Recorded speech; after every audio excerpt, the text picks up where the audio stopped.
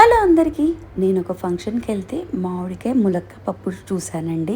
అది నేను ట్రై చేద్దామనేసి కందిపప్పు, ములక్కాడలు, మామిడికాయ, పచ్చిమిరపకాయలు తీసుకున్నాను.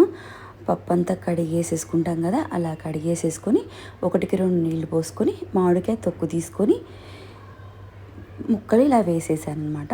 దాంతోపాటు పచ్చిమిరపకాయలు కూడా వేసి కొంచెం పసుపు వేసి మనం రెగ్యులర్గా మామిడికాయకి పప్పుకి ఎన్ని విజిల్స్ రావాలో అన్ని విజిల్స్ రానిచ్చేసాను. దాని తర్వాత విజిల్ తీసేసి పప్పునంతా ఒకసారి కలిపేసుకోవాలి మనం మంచిగా. చూడండి, రెగ్యులర్గా ఎలా అవుతుందో అలా అయిపోతుంది కదా. అలా పప్పు అంతా కలిపేసుకోవాలి. కలిపేసుకున్న తర్వాత మనం శుభ్రంగా కడిగి పెట్టుకున్న ములక్కాడను తీసుకొని ఈ పప్పులో వేసేసి మళ్ళీ ఒక్కసారి కలిపేసేయాలి. ములక్కాడలన్నీ వేసి పప్పులో కలిపేయాలన్నమాట. కలిపేసి కొంచెమే వాటర్ పోయండి, ఎక్కువ పోయొద్దు. మామిడికాయ పుల్లగా ఉండేటట్టు చూసుకోండి.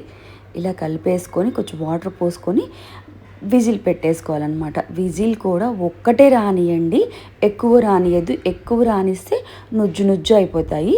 ఒక్క విజిల్ రానియాలన్నమాట. ఒక విజిల్ స్టవ్ వెలిగించేసి ఒక విజిల్ రానిచ్చేసేయాలి. విజిల్ తర్వాత తీసి చూస్తే మనకు తెలుస్తుంది అన్నమాట. చూడండి, నేను ఒకటే విజిల్ రానిచ్చాను. ములక్కాడలు నుజ్జు కాలేదన్నమాట.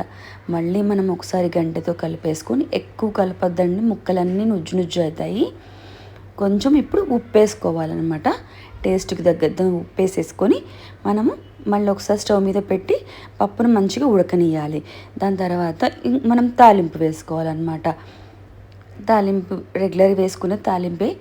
ఆ తాలింపులో మనం తప్పనిసరిగా పప్పు అంటేనే ఎల్లిపాయ, ఇంగువ, ఎండుమిర్చి, కరివేపాకు ఇవి ఉండాలన్నమాట. ఇవన్నీ వేసేసుకొని పప్పులో తాలింపు వేసేసుకోవాలి. నాకైతే టేస్ట్ నచ్చిందండి. ఒకసారి ట్రై చేసి చూడండి. కొంచెమే పప్పు ట్రై చేసి చూడండి, బాగుంది.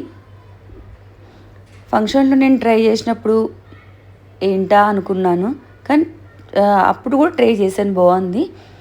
నేను మా ఇంట్లో చేస్తే కూడా వెరైటీగా ఉందని తిన్నారనమాట పిల్లలు. మీరు కూడా ఈ పప్పుని ట్రై చేసుకొని తినండి. ఎప్పుడు ములక్కాడ సాంబార్, ములక్కాడ టమాటా అవి చేసుకునే బదులు ఇలా ములక్కాడ పప్పు. నచ్చితే లైక్, షేర్, సబ్స్క్రైబ్ ప్లీజ్.